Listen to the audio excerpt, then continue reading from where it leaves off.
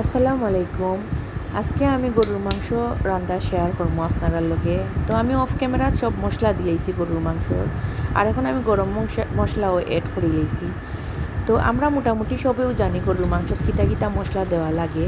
তো আমি গরুর মাংসটা আজকে মাখাইয়া রানবো, কারণ মাখাইয়া রানলে আমার কাছে লাগে গরুর মাংসর ফ্লেভারটা পাওয়া যায় বালা, আর মাংসর ভিতরে মশলাও খুব সহজে ঢুকে, আর খাইতেও খুব মজা লাগে। তো আমি এর মাঝে একটু ভিনেগারও অ্যাড করবো। আমরা সবেও জানি যে গরুর মাংসটা একটু বেশি হার্ড হয়ে যায়, তো গরুর মাংস সফট করতে হইলে একটু ভিনেগার অ্যাড করলে খুব সকাল গরুর মাংসটা সফট হইব। তো আপনারা দিয়া ট্রাই করতে পারেন। তো আমি ভিনেগার দিয়া আবার মাখাইলাম।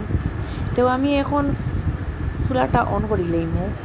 তো আপনারা দেখতে পাররা আমি সবটা মিক্স করে লইছি, আর এখন চুলাটা অন করিয়া দিলাম। আর আমি অফ ক্যামেরাত মোটামুটি পালাও মাংসটারে সিদ্ধ করে লইছি।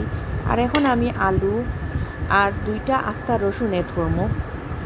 আমি কিন্তু রসুন দিছিলাম না, খালি আদা বাটা দিয়া পেঁয়াজ দিয়া বয়াইছিলাম, কারণ রসুনটা আমি আস্তা দিছি। রসুনটা আস্তা দিলে দেখা যায় রসুনের একটা ফ্লেভার বালা হয় মাংসর মাঝে, আর খাইতেও খুব মজা লাগে।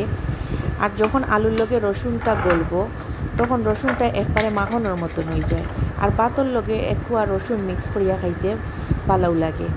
আপনারা ট্রাই করি দেখতে পারেন। আর এখন আমি 12 বাখর এড করি লইমু একবারে লাস্টে। এই 12 বাখরটা আমি গরু বানাই, জিরা 12 বাখর সবটা একলগে মিক্স করিয়া রাখি, আর আমি একটা সব মাংসত ব্যবহার করি। আর এখন আমি সরিষার তেল একটু ইউজ করবো, একটা সরিষার গ্রান পাওয়ার লাগি। মাংসের মাঝে একটা সরিষার গ্রান থাকলে মজাও লাগে। আর একটু চিলি সস এড করলাম লাস্টে, যাতে একটা টক মিষ্টি ফ্লেভার আয়। তো আমি সবটা মিক্স করে লইলাম, আর অফ ক্যামেরাত আমি সিদ্ধ করে লইমু আলুটারে। আলুটা যখন সিদ্ধ হয়ে যাইব তখন তরকারির ফাইনাল লুকটা আপনারা দেখতে পারবা। তো দেখতে পাররা আমার তরকারির ফাইনাল লুক।